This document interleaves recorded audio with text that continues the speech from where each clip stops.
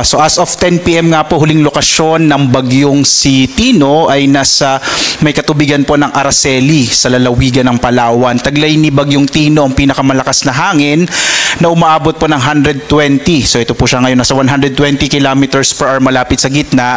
Pagbugso naman na nasa 165 kilometers per hour. At ito ay kumikilos, mabilis na po itong kumikilos pakanluran sa bilis naman na 25 kilometers per hour.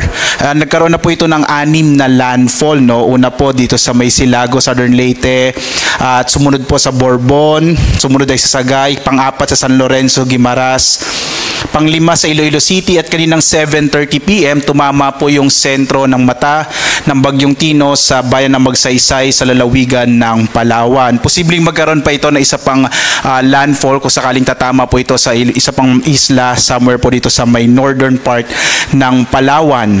Samantala, minomonitor din natin yung bagyo po na nasa labas ng Philippine Area of Responsibility. Halos 1,795 kilometro po ito silangan ng northeastern na Mindanao. Sa pagtatapos po ng update ko ay magbibigay po ako sa inyo ng posibleng track nitong bagyo na nasa labas pa ng Philippine Area of Responsibility. Inaasahan kasi natin na papasok po yung bagyo sa labas ng PAR bandang weekend po, posible po Sabado.